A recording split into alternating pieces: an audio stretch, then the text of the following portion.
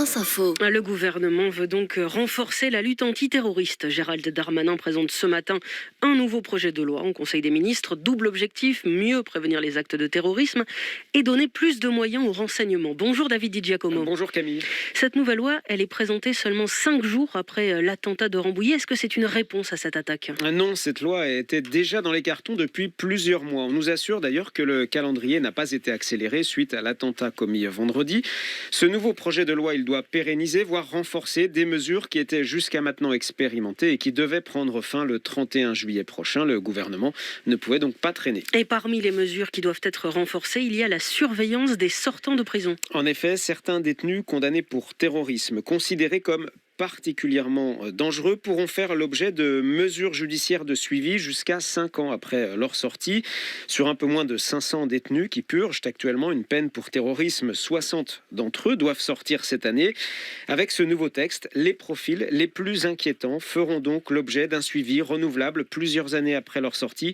Le principal objectif, c'est bien sûr d'éviter toute récidive. Et le principe des visites domiciliaires doit être gravé dans le marbre avec le texte. Oui, ce sont les fameuses perquisitions administratives. Après l'autorisation d'un juge, elles permettent aux policiers de se rendre chez toute personne soupçonnée de présenter une menace terroriste, une menace qui devra être d'une particulière gravité selon les mots du texte de ce projet de loi.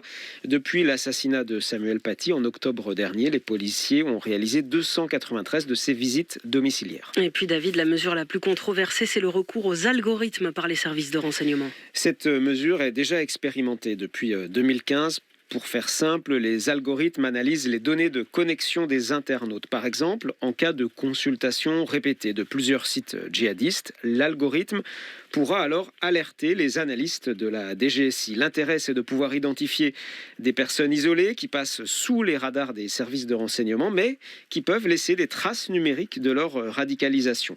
Des associations de défense des libertés publiques dénoncent quant à elles un outil de surveillance de masse. Il est par ailleurs très difficile de connaître l'efficacité de ces algorithmes dans la lutte antiterroriste, puisqu'ils sont classés secret défense. Le ministre de l'Intérieur a toutefois indiqué ce matin sur France Inter qu'ils avaient permis de déjouer 2 attentats depuis 2017. La loi veut donc pérenniser l'expérimentation et surtout permettre à ces algorithmes d'analyser beaucoup plus de données de connexion qu'aujourd'hui. David Di Giacomo. Bonjour Christophe Rouget. Bonjour. Secrétaire général du syndicat des cadres de la sécurité intérieure. Merci d'être avec nous sur France Info. 9e texte en 6 ans. Donc, ce projet de loi antiterroriste va-t-il faciliter, aider le travail des forces de l'ordre ? Ce sera un outil supplémentaire au service des policiers pour protéger les citoyens, parce que l'enjeu c'est bien celui-là, protéger les citoyens. La France est le pays le plus touché par le terrorisme islamiste, les forces de l'ordre particulièrement, avec 17 attaques depuis 2014. Donc la loi, c'est juste s'adapter à la technologie. Aujourd'hui, nous avons d'une part des radicalisés qui ont changé par rapport à ce qui existait avant. Ils sont sur des phases de radicalisation beaucoup plus courtes, en baignant dans un djihadisme d'atmosphère et en utilisant les réseaux sociaux. Et d'autre part, on est passé du téléphone filaire, ensuite au message, ensuite au réseau crypté à Internet. Donc on ne peut pas passer à côté de cette évolution. Il faut que nous ayons des outils juridiques, de procédures et technologiques qui permettent de s'adapter à ces évolutions. C'est absolument nécessaire. On ne peut pas gagner la bataille contre le terrorisme islamiste en laissant les policiers à l'aveugle avec une canne blanche. Voilà, il faut arrêter l'angélisme, arrêter les fantasmes. Christophe Rouget, je vais vous faire écouter maître Patrice Spinozzi, qui est avocat de la Ligue des droits de l'homme et qui s'inquiétait d'atteinte aux libertés publiques ce matin sur France Info. On l'écoute ensemble et vous me dites ce que vous en pensez. Un jour, ça ne sera pas forcément Emmanuel Macron qui sera encore au pouvoir. Le jour où on aura un leader populiste, eh bien, il n'aura même pas à changer la loi. On est en train de construire les outils de notre asservissement de demain. On n'a jamais arrêté des attentats avec des lois. On les arrête avec des moyens. C'est des travails de renseignement qui permettent de remonter les filières et certainement pas l'utilisation de techniques nouvelles. Qu'est-ce que vous en pensez, vous, Christophe Rouget ? Que répondez-vous à ça ? Aujourd'hui, quand vous allez sur un site marchand, dans la minute qui suit, vous allez recevoir des publicités relatives à ce site marchand. C'est bien parce que vous êtes suivi par des grands groupes privés qui ont accès à toutes vos données. Là, aujourd'hui, la lutte qui est sur le terrorisme, elle passe aussi par la nécessité de savoir si des gens se connectent sur des sites internet. On n'avait pas accès à ça pour savoir s'ils vont voir des films de décapitation, par exemple. Donc, nous devons évidemment respecter les règles démocratiques et ces surveillances, elles se font dans des cadres légaux, sous la surveillance de juges et de parlementaires. Mais pour pouvoir... il faut justement lutter contre ce terrorisme avec des moyens démocratique. Notre démocratie, elle est fragilisée par ces attaques. Il faut vraiment utiliser tous ces moyens pour lutter contre ces individus. Mais ça ne passe évidemment pas que cet aspect technologique. Alors que faut-il faire d'autre ? Il faut utiliser tout le spectre qui est à notre pouvoir pour lutter contre ces individus. Il faut évidemment des effectifs policiers supplémentaires. Ce sera le cas en 2021 et 2022, puisque nous aurons encore une augmentation des effectifs de la DGSI. Et il faut sans doute, et ça c'est beaucoup plus compliqué, s'attaquer aux racines du mal. Aujourd'hui, on s'attaque aux conséquences, les policiers s'attaquent aux conséquences, mais il faut surtout s'attaquer aux causes du mal. Et ça, c'est la société, c'est au pouvoir politique de le faire, parce que tant que nous avons ce substrat idéologique, cet islamisme politique radical, alors nous avons possiblement des individus qui peuvent passer à l'acte du jour au lendemain. Et moi, je rends hommage à tous les services de renseignement qui ont déjoué de nombreux attentats, comme récemment à Béziers, encore où une jeune femme voulait attaquer une église. David Di Giacomo.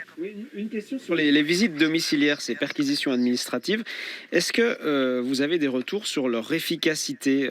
C'est difficile de mesurer le résultat qu'elles peuvent apporter, toutes ces visites domiciliaires. C'est toujours difficile, mais si nous avons un attentat qui est déjoué, c'est des citoyens qui sont protégés. Donc effectivement, le deuxième objectif de cette loi, c'est de mieux protéger la société de tous ces djihadistes qui ont été condamnés et qui vont sortir en masse dans des prisons dans les années à venir. Alors il y a un vrai défi démocratique, c'est-à-dire que ces gens, ils auront purgé une peine de prison, mais il faut assurer la protection. Et on ne peut pas avoir des policiers derrière chaque individu qui vont sortir.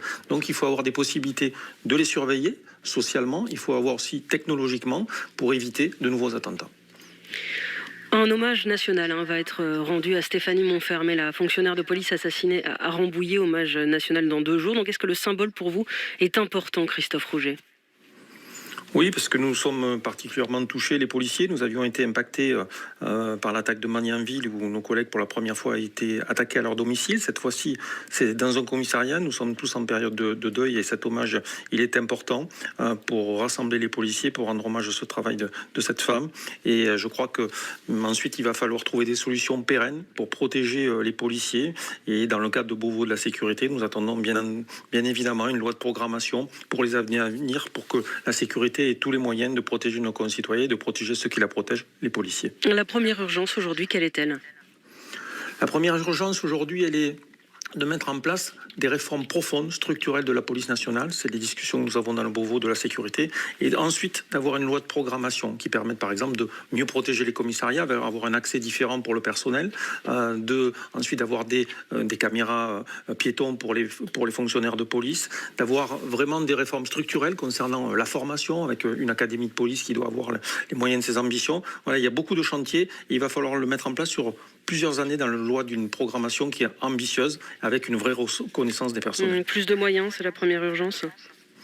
Plus de moyens, c'est la première urgence, mais il faut aussi avoir les moyens juridiques pour protéger les policiers. On voit aujourd'hui que leurs affiches, leurs photos sont déposées dans des halls avec des menaces, mort ou vif. On voit que l'islam radical promet $60 000 à qui va tuer un policier en Occident. Donc vous voyez, il faut assurer la protection des policiers par tout le spectre possible. Assurer la protection des policiers par tous les spectres possibles, elle est nécessaire pour vous. Cette loi antiterroriste, Christophe Rouget, secrétaire général du syndicat des cadres de la sécurité intérieure, mais il faut aller plus loin. C'est votre appel ce matin sur France Info. 10h moins 10, le fil info, David Doba.